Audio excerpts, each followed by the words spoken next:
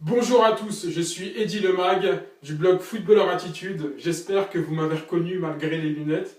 Ouais, c'est bien moi. Donc voilà, aujourd'hui j'ai sorti les lunettes pour jouer le professeur un petit peu. Donc avant j'étais Eddy, maintenant je suis Eddy Lemag, c'est ça, hein. Je devrais les donner à Cavani pour qu'il puisse dire avant j'étais nul devant le but, mais ça c'était avant, mais bon, je vais les garder sur moi aujourd'hui. Donc pour parler sérieusement, en plus c'est une vidéo très sérieuse que je tourne aujourd'hui. Aujourd'hui, dans cette vidéo, on va parler du phénomène de surcompensation. Donc, je voulais redonner ces lettres de noblesse au mot entraînement, qui est bien souvent galvaudé à mon goût en ce moment. Donc, pour moi, l'entraînement, il est à dominance physique et physiologique. On parle d'entraîneur, d'ailleurs, quand on passe les diplômes d'entraîneur, la spécificité entre un entraîneur et un éducateur, par exemple, c'est vraiment sur la notion d'entraînement physique. On parle d'entraînement généralement quand on a un sujet, quand on a un sportif qui est déjà très à l'aise techniquement. L'entraînement viendra sublimer la technique. Donc voilà, pour moi, la définition de l'entraînement, c'est ni plus ni moins que savoir gérer le phénomène de surcompensation. Je vais prendre des exemples tout simples, hein. Notre corps, par exemple, est en constant phénomène de surcompensation. Par exemple, il fait froid, mon corps va surcompenser, il va produire de la chaleur. Ça peut être dans la vie de tous les jours, hein. On entend souvent dire les gens, oui, j'en suis sorti plus fort de cette épreuve, etc., etc. Il n'y a pas si longtemps que ça, j'étais en Tunisie et j'étais choqué de voir les gens avec leurs plantes de pied qui étaient vraiment dures comme du béton. Ça, c'est parce que les gens ont l'habitude en Tunisie de marcher pieds nus, par exemple, dans certaines villes, bien sûr. Hein. Je ne dis pas que c'est un pays archaïque, mais ils ont pour l'habitude souvent de marcher pieds nus. Ce qui fait que leur plante de pied, via un phénomène de surcompensation, le corps a fabriqué une plante de pied plus robuste que chez les Occidentaux, par exemple. Donc voilà, le phénomène de surcompensation, c'est mettre en carence quelque chose. Ça peut être votre état moral, ça peut être votre corps, ça peut être plein de choses, pour que cette épreuve-là fasse en sorte que vous en sortez plus grand. Ça, c'est la base de l'entraînement, les amis. Donc je vais prendre mon beau stylo pour marquer la définition du phénomène de surcompensation. La définition du phénomène de surcompensation, donc de l'entraînement, c'est ni plus ni moins de mettre en carence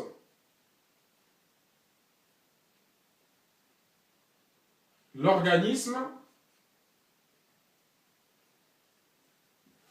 pour qu'il en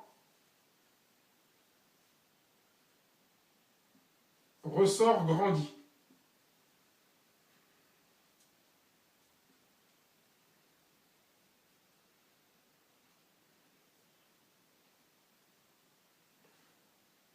Après repos, bien sûr.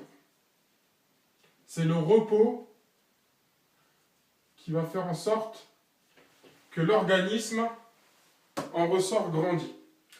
Donc, comment moi, je vais faire pour l'appliquer dans ma vie de tous les jours de sportif, de footballeur, pour que ce phénomène de surcompensation me serve. Donc déjà, la première utilité, c'est de bien le comprendre, parce qu'il n'y en a pas beaucoup. Il n'y en a pas beaucoup dans le domaine footballistique, surtout pour vous qui êtes des footballeurs et non pas des entraîneurs. Donc il y en a beaucoup qui ne connaissent pas ce phénomène de surcompensation.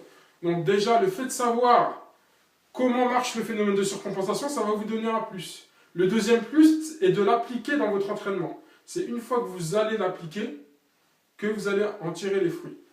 Donc pour ça, je vais prendre un graphique tout simple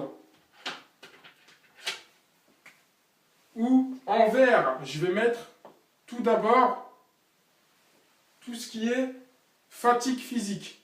Donc le poids de l'épreuve que l'entraînement a fait sur mon organisme. Donc là, c'est la fatigue. Et vous allez voir qu'il y a des corrélations magiques entre la fatigue, entre l'intensité du travail, entre la performance. Puisque au bout du bout, c'est la performance qu'on cherche. Donc, on va partir sur la fatigue. Donc, je m'entraîne, j'inflige à mon corps des séances de travail, j'inflige à mon corps de l'intensité qui va faire que mon organisme va se fatiguer. Donc, on va dire que au niveau de cette ligne-là, j'ai un petit peu taché le tableau, mais c'est pas grave. Au niveau de cette ligne-là, c'est l'état auquel vous êtes en ce moment. Donc, vous allez vous entraîner, premier entraînement. Votre organisme sera fatigué à ce niveau-là. Deuxième entraînement, votre organisme sera encore un peu plus fatigué. Troisième entraînement, et ainsi de suite. Via le phénomène de surcompensation, après avoir eu ces 3 entraînements par exemple, vous allez vous reposer. Donc avec le repos,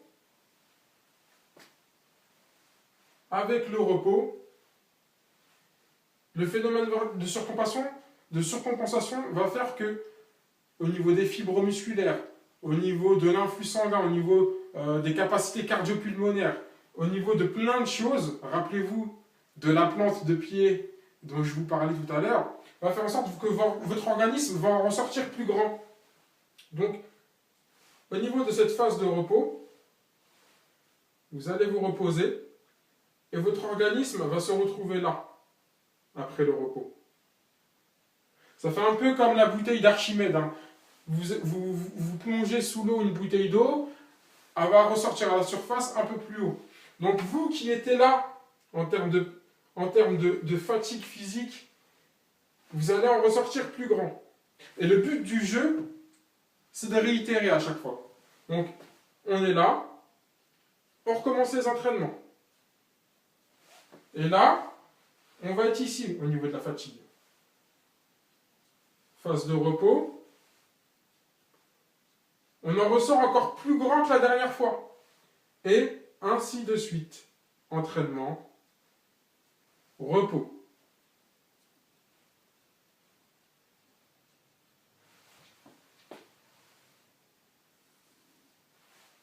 Entraînement, repos, entraînement, repos. À la fin, regardez où on se retrouve. On a démarré d'ici, on se retrouve ici. C'est maintenant où on va parler de ce qui nous intéresse, de performance sportive. Il y a une corrélation, vous êtes d'accord avec moi, entre la force du corps et la performance sportive. Donc, on a juste à s'aligner sur ça. La performance, elle est là au début. On part toujours sur la même base. C'est à l'instant T, à l'instant où je vous parle. À l'instant où vous allez commencer à vous entraîner. Parce que dans l'état auquel vous êtes, dans les attentes que vous avez, c'est-à-dire de devenir très fort, beaucoup plus fort que vous êtes en ce moment au football, voire devenir professionnel de football, on va dire que vous commencez d'une base, qui est celle-là. Donc ça, en vert, je vous le répète, c'est la fatigue physique via les différents repos et entraînements qu'on a eus. Et il y a une corrélation, bien sûr, entre la fatigue du corps et la puissance du corps. Quand le corps est fatigué, la performance, bien sûr, sera moindre. Mais une fois qu'il en sort grandi, la performance sera meilleure. Et ainsi de suite. Vous allez vous entraîner. À un moment donné de votre entraînement, vous allez être moins bien. Mais quand votre corps sera bien, vous allez être là en performance. Donc je continue. On s'entraîne toujours, hein, on ne lâche jamais l'affaire. Mon organisme est de nouveau en carence parce que je me suis encore infligé des séances de travail, mais c'est pas grave. Mon corps s'est reposé. Donc là, ma performance va encore augmenter. Mon corps est encore en carence ici. Ce n'est pas grave, parce que une fois que je me serai reposé, le corps en ressortira grandi et ma performance aussi. Donc vous voyez, grâce au phénomène de surcompensation, comment la performance oscille. En bleu, je trace votre courbe de performance pas à pas.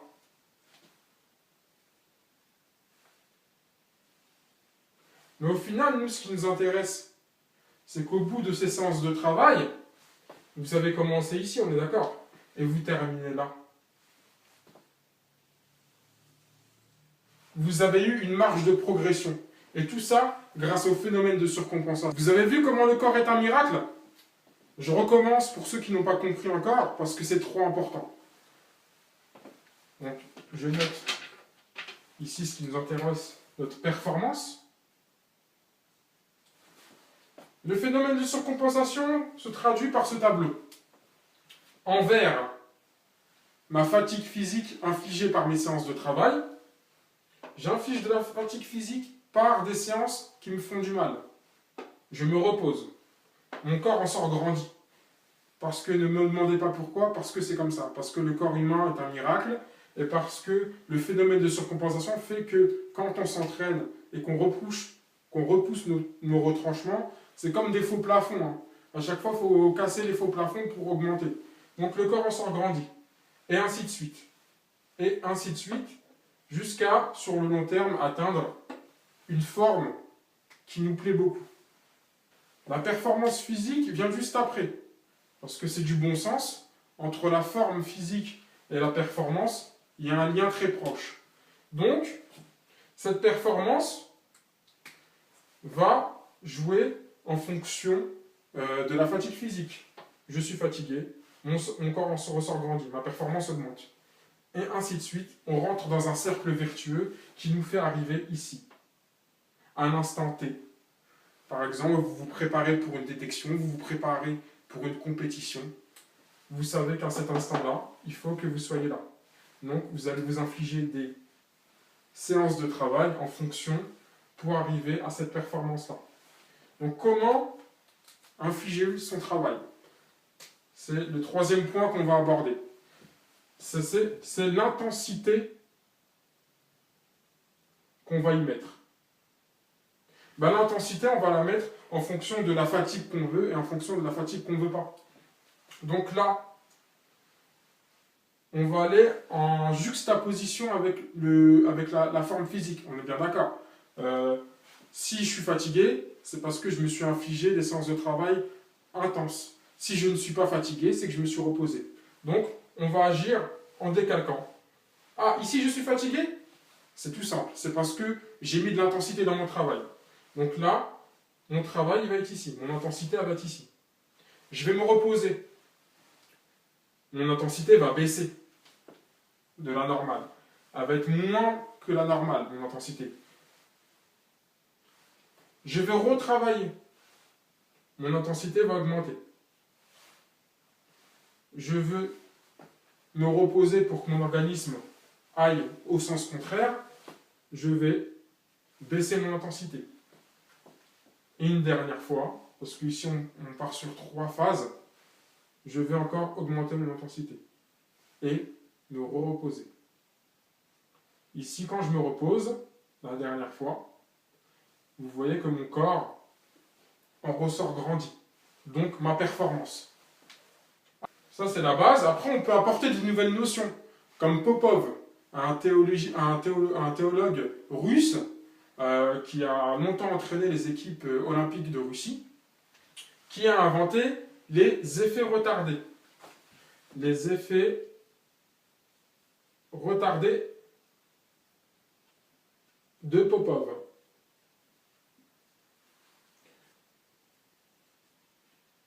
En infligeant des grandes phases de travail avec des grandes phases de repos, mais d'un seul bloc, il a prouvé que les effets de surcompensation étaient décuplés. C'est-à-dire que, au bout d'un moment, Pavlov, il a dit, au lieu de mettre en carence l'organisme, le reposer, mettre en carence l'organisme, le reposer, mettre en carence, le reposer, valait mieux le mettre très en carence, plus qu'à la normale.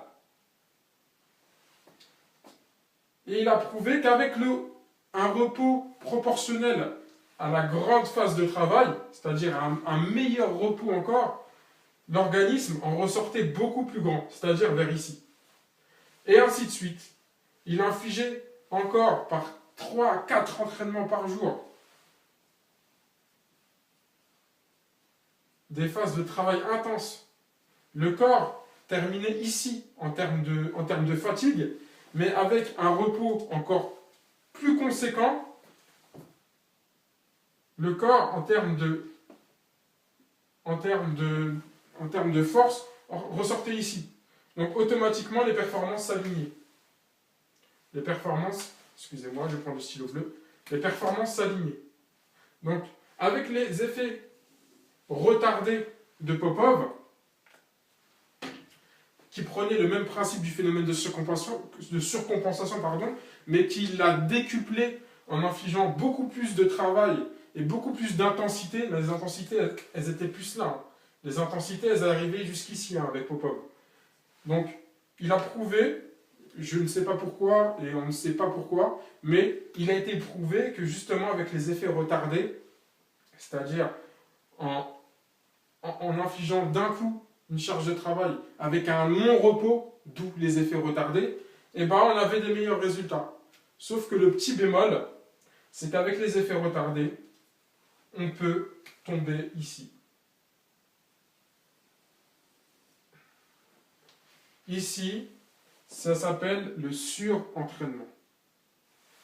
C'est du hors-piste, comme on dit ici. C'est la zone rouge à pas franchir. Si vous dépassez cette limite-là en termes de fatigue physique, sachez que vous allez avoir de terribles déconvenues. Vous risquerez de jamais remonter, même avec le meilleur repos possible. Vous allez tomber dans la blessure, vous allez tomber dans la dépression, entre guillemets, vous allez tomber dans plein de choses qui fait que faut faire attention avec l'intensité de travail avec laquelle vous travaillez, les amis. Donc, tout ça, c'est un juste milieu à avoir. Donc, vous voyez l'importance du repos dans vraiment distiller le repos au bon moment et de manière très pertinente. D'ailleurs, c'est Sanders, un Américain, qui disait, et si vous devez retenir qu'une seule phrase de toute ma vidéo, ça serait celle-là. Il disait, Sanders, l'entraînement, c'est le repos.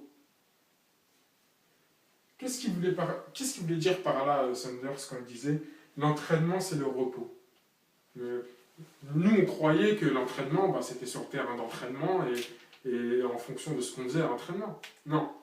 Le véritable génie en termes d'entraînement, c'est l'entraîneur qui sait manier cette courbe-là de manière géniale. Et en distillant le repos, pile poil, juste avant le surentraînement, mais jamais tomber dans le surentraînement. Parce que si vous tombez dans le surentraînement, c'est la pire chose que vous pouvez avoir. Donc, à vous de voir si vous voulez flirter avec le surentraînement. Vous avez toute cette zone-là pour mettre en carence, votre organisme pour qu'il en ressorte plus grand, bien sûr. Mais, s'il vous plaît, ne tombez jamais dans le surentraînement. Tout sera perdu. Presque tout le travail antérieur sera perdu. Donc voilà, faites attention à ça. Réglez votre intensité et le repos par un juste équilibre. Voilà tout le problème du phénomène de surcompensation. Je vous le répète, si vous tombez dans le surentraînement, c'est comme si vous avez pioché la boule noire dans Motus. C'est catastrophique avec le bruit qui va avec et tout. Non, trêve de plaisanterie, c'est à vous de régler votre intensité de travail. Bien sûr, n'oubliez pas de mettre en charisme mettre en carence votre organisme, c'est le plus important. C'est comme ça que le corps va réagir et va être meilleur. Donc, très important, toujours repousser vos limites à l'entraînement. Vous savez, à un moment donné de ma vie, j'étais maître nageur et je voyais des personnes qui venaient 4, 5, 6 fois dans la semaine nager, mais ils nageaient comme ça. Voilà, ils caressaient l'eau. Ils ne se faisaient pas du mal. Pendant 2-3 ans, je peux vous dire que si je les avais chronométrés au début de leur entraînement, et si je les avais chronométrés sur une distance au bout de 3 ans, malgré qu'ils soient venus 6 fois par semaine, je pense qu'ils n'auraient pas amélioré leur temps. Pourquoi? Parce qu'à chaque fois qu'ils venaient, ils ne mettaient pas en carence leur organisme, pardon. Donc voilà, à chaque fois que vous venez à l'entraînement, l'important c'est de faire jouer ce phénomène de surcompensation et de mettre en carence votre organisme. Si vous sortez de l'entraînement et que vous n'êtes pas fatigué, c'est qu'il y a un gros problème. Donc je vous laisse mûrir sur ça quand vous allez planifier votre entraînement chez vous. Parce que, voilà, il faut se faire à l'idée, c'est pas votre entraîneur qui va le faire à votre place. Hein. Il faut vraiment que vous vous mettez en tête que faut que vous vous entraîniez de manière personnelle au bout d'un moment. Donc dans votre entraînement personnel, prenez en compte ce phénomène de surcompensation. Le phénomène de surcompensation, c'est l'entraînement. Donc voilà, j'en ai fini pour aujourd'hui. J'espère que vous avez compris. S'il y a bien une vidéo à commenter, c'est celle-là. Parce que dans cette vidéo-là, il y a tous les principes de l'entraînement presque. Donc, mûrissez la chose. Moi, j'arrive bientôt, enfin, il est déjà disponible, un e-book qui sert justement, qui servira à ne pas tomber dans le surentraînement pour vous aider à bien vous préparer avant la saison. Un e-book qui concerne la préparation physique générale pour que vous soyez dans de bonnes dispositions à ce moment-là. Ok ? Et moi, je vous laisse. Allez, salut.